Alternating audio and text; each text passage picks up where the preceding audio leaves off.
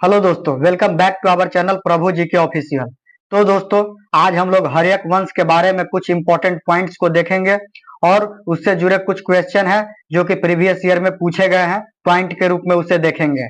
तो हमारा क्वेश्चन है कि निम्नलिखित में से किसने हर्यक वंश की स्थापना की थी? तो हर्यक वंश की स्थापना बिंबिसार ने की थी। हर्यक वंश की स्थापना बिंबिसार ने की थी, यह ध्यान रखिएगा। इससे जुड़े कुछ पॉइंट है कि हर्यक वंश की स्थापना बिंबिसार ने 544 ईस्वी में की थी। 544 ईसा पूर्व किया था हर्यक वंश की स्थापना। और यह जो है कि मगध साम्राज्य की नींव को रखने वाला पहला राजवंश था जिसने कि मगध साम्राज्य की नींव को रखा था दोस्तों। और बिंबिसार को जैन ग्रंथों में श्रेनिक के नाम से जाना जाता है। बिंबिसार को क्या नाम से जाना जाता है? तो यह श्रेनिक के नाम से बिंबिसार को जाना जाता है, इसे ध्यान रखिएगा। और इस वंश की पहली राजधानी राजगृह जो कि गृहव्रज थी। गृहव्रज जो कि हर्यक वंश की राजधानी थी, जो कि पहाड़ियों से घिरी हुई थी दोस्तों। अगला है कि बिंबिसार ने अपने साम्राज्य विस्तार के लिए वैवाहिक नीति को अपनाया था, जिसमें कौशल, वैशाली और मद्र जैसे राज्यों से विवाह कर उसने अपने राज्य का विस्तार किया था। इससे जुड़े अगला पॉइंट है कि बिंबिसार ने अंग महाजनपद को जीतकर मगध में मिला लिया था। याद रखिएगा कि बिंबिसार ने ही अंग महाजनपद को जीतकर मगध में मिलाया था। और बिंबिसार के दरबार में जो से कि प्रसिद्ध राजवैद्य जीवक रहते थे, और जीवक को ही जो है कि बिंबिसार ने प्रद्योत के पास भेजा था। उनको पांडु रोग हो गया था, तो उसी के इलाज के लिए। और अगला है कि बिंबिसार और अजात शत्रु दोनों गौतम बुद्ध के समकालीन थे और इन्होंने बौद्ध धर्म के संरक्षण में महत्वपूर्ण भूमिका निभाया था। अगला पॉइंट है कि बिंबिसार के पुत्र अजात शत्रु को कुनिक के नाम से जाना जाता है। कुनिक के नाम से किसे जाना जाता है? तो वह अजात शत्रु होगा। अजात शत्रु को कुनिक के नाम से जाना जाता है। और इस वंश के जितने भी उत्तराधिकारी हुए, उन सभी को पितृहंता वंश के नाम से भी जाना जाता है हर्यक वंश को, क्योंकि इस हर्यक वंश के जितने भी उत्तराधिकारी हुए वो अक्सर अपने पिता की हत्या करके राजगद्दी पर बैठे थे, तो इसे हर्यक वंश को पितृहंता वंश के नाम से जाना जाता है। आप ये भी ध्यान रखिएगा। अगला है कि अजात शत्रु के शासन काल में ही प्रथम बौद्ध संगीति हुआ था, जो कि 483 ईसा पूर्व में राजगृह में हुआ था। याद रखिएगा, प्रथम बौद्ध संगीति अजात शत्रु के शासन काल में राजगृह में 483 ईसा पूर्व में आयोजित किया गया था। अगला है कि अजात शत्रु ने वज्जी के विरुद्ध में महाशिला कंटक जो कि पहली बार प्रयोग किया गया था, और रथ मुसल जैसे हथियारों का उपयोग किया, जो कि युद्ध में पहली बार प्रयोग किया गया था। और महाशिला कंटक होता है एक मशीन जो कि पत्थर को रखकर फेंकने का काम आता है। अजात शत्रु के पुत्र जो है कि था उदाइन। अजात शत्रु के पुत्र का नाम क्या था? तो इसका आंसर होगा उदाइन। और यह जो है कि गंगा और सोन नदी के संगम पर पाटलिपुत्र पटना शहर को बसाया था।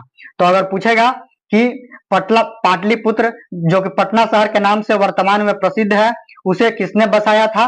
तो इसका आंसर होगा उदाइन, और यह गंगा और सोन नदी के संगम पर स्थित है।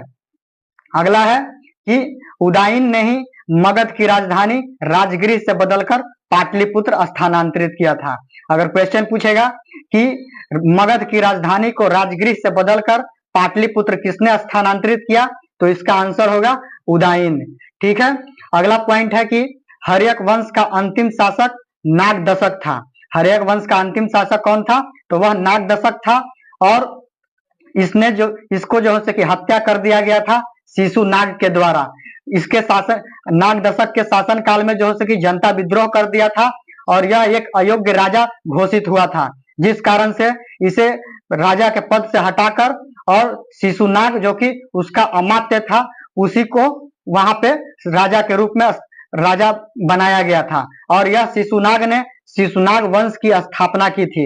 इस समय हर्यक वंश का अंत हुआ और शिशुनाग वंश की स्थापना हुई थी मगध में। और अगला पॉइंट है कि बिंबिसार वह पहला भारतीय राजा था जो कि अस्थाई सेना रखना शुरू किया था। अगर अस्थाई सेना रखने की बात करेगा तो बताइएगा, इसका आंसर होगा कि बिंबिसार ने ही सबसे पहले अस्थाई सेना रखना शुरू किया था, जिस कारण उसे सैन्य भी कहा जाता है। अगला पॉइंट है कि बिंबिसार को कौशल नरेश प्रसेनजीत की बहन से विवाह करने पर काशी दहेज में दिया गया था।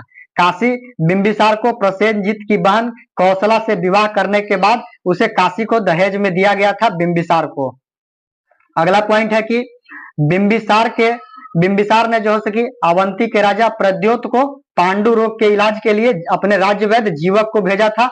इसके बारे में हमने पहले बात किया है। अब अगला पॉइंट है कि अजात शत्रु को वैशाली को हराने में लगभग 16 साल का समय लगा था। कितने साल का समय लगा था? तो वह 16 साल का समय लगा था, और इसमें उसकी महत्वपूर्ण भूमिका निभाया था, जो कि वैशाली को हराने में महत्वपूर्ण भूमिका निभाया था वो एक उसके ही मंत्री वत्सकार ने वैशाली को हराने में अजात शत्रु की महत्वपूर्ण मदद की थी। अगला पॉइंट है कि हर्यक वंश को आर्यक कुल भी कहा जाता है, और इसके बारे में जानकारी हमें पुराणों में मिलती है, देखने को मिलती है दोस्तों। अगला पॉइंट है कि अजात शत्रु ने आक्रमणों से बचने के लिए जो हो सकी राजगृह की किलाबंदी करवाया था। और आगे देखते हैं कि बिंबिसार ने बौद्ध और उनके संघ के रहने के लिए वेणुवन, जिसको कि बांस का एक बगीचा कह सकते हैं, उसे जो हो सके विहार दान में दिया था। वेणुवन विहार को दान में दिया था बौद्ध और उनके संघों को रहने के लिए। और जीवक जो हो सके, अगर जीवक के बारे में बात करें तो वह एक राज्य वैद्य ही केवल नहीं था, बल्कि वह एक कौमार भृत्य यानी कि बाल रोग विशेषज्ञ भी था जीवक। बिंबिसार की पत्नी की बात करें तो बिंबिसार की पत्नी कौशल देवी, जो कि कौशल नरेश प्रसेनजीत की बहन थी, इसके बारे में हम लोग पहले बात कर चुके हैं। और लास्ट पॉइंट है कि हर्यक वंश के समय मगध साम्राज्य की जो सीमाएं थी वह पूर्व में अंग या चंपा से लेकर पश्चिम में काशी तक फैली हुई थी दोस्तों। तो दोस्तों इसमें इस एक क्वेश्चन से करीब हम लोग एसएससी के पीवाईक्यू क्वेश्चन के रूप में जो हर्यक वंश से जितने भी क्वेश्चन पूछे गए हैं उन सभी को देखा, और हर्यक वंश के बारे में करीब करीब हमने पूरी जानकारी को देख लिया है दोस्तों। तो अगर वीडियो पसंद आए तो वीडियो को लाइक कीजिएगा और चैनल को सब्सक्राइब कीजिएगा, ताकि आप लोगों को इसी तरह की वीडियो देखने को मिलती रहे। तो मिलते हैं हम अपने एक नए वीडियो में। जय हिंद।